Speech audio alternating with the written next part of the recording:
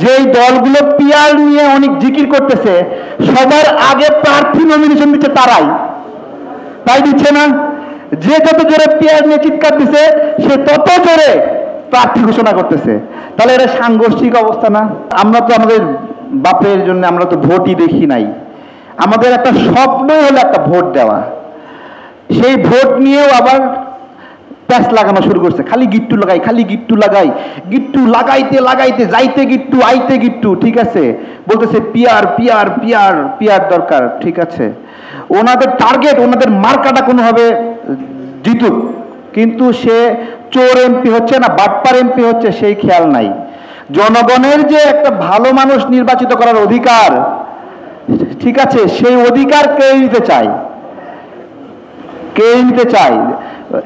ছলা বলা কোলা কৌশল করছে। আমি বলি এগুলো করেন না।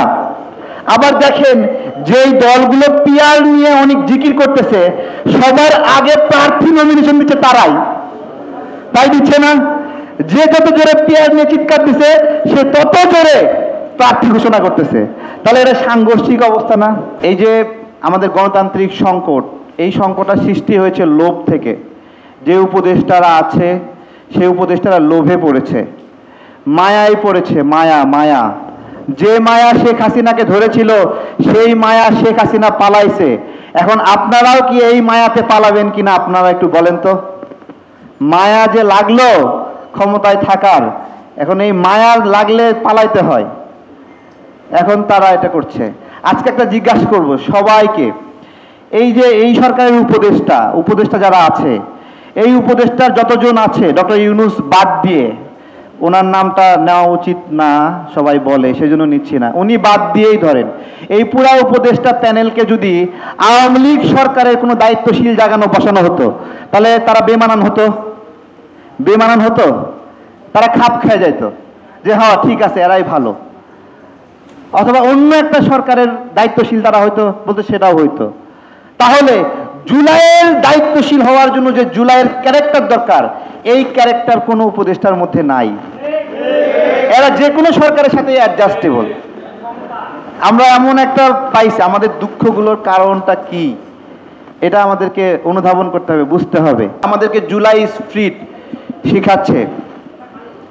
মাঝে মাঝে মনে হয় যে টাইনা ছিঁড়ে ফেলি, এরকম মনে হয় যে যখন জুলাই স্পিরিটের কথা বলে, যে কি বলে এগুলা। এবং সবচেয়ে গুরুত্বপূর্ণ, আমার সংগ্রামী সহযোদ্ধারা ছিল ছাত্র দলের সহযোদ্ধারা। আমরা রামপুরা যখন দখল করি, ছাত্র দলের এক একটা সহযোদ্ধা মানে পুরা পা থেকে মাথা পর্যন্ত কলিজা নিয়ে ওইখানে দাঁড়িয়েছিল, এবং পুরা বাংলাদেশের চেঞ্জ মেকার ছিল তারা ওই জায়গায়। ধর্মে আসে না দুর্গার 10 হাত, তাই না? তো জনাব তারেক রহমান লন্ডন থাইকা মনে হচ্ছিল যে ওনার অনেকগুলো হাত, সে হাত দিয়া অনেকগুলো জায়গাতে উনি নিজে আদর যত্ন করে আন্দোলন সংগঠিত করছেন, আমাদের কাছ থেকে মাঠের খবর নিচ্ছেন এবং সেইখানে কি ব্যবস্থা নিতে হবে করছেন। আপনারা বলেন তো, হঠাৎ করে এই যে টিভি সিনেমা মিডিয়া কর্মীরা শিল্পীরা নেমে পড়ল, তাদের কি এমন ঠেকা পড়ছিল তারা নেমে পড়ল? তাদেরকে কে নামাইলো বলেন? এমনি এমনি নেমে পড়ছে? এমনি এমনি নামেনি। এগুলোর একটা বড় সমন্বয় লাগে। আমাদের জুলাইয়ের সবচেয়ে গণতন্ত্রের বড় সংকট কি জানেন?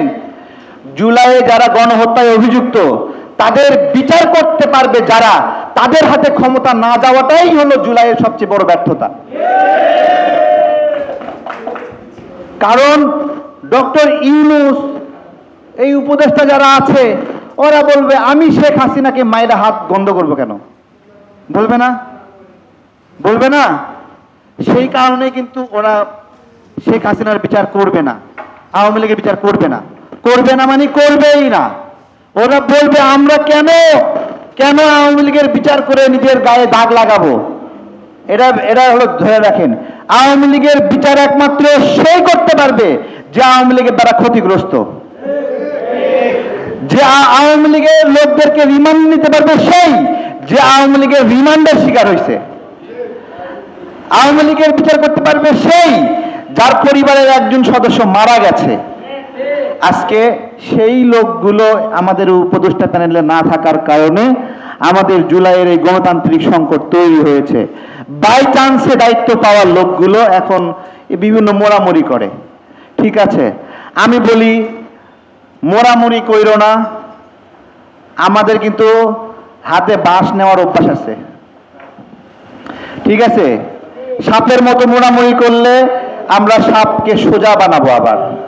ঠিক আছে, মোড়ামুড়ির কোনো সুযোগ নাই।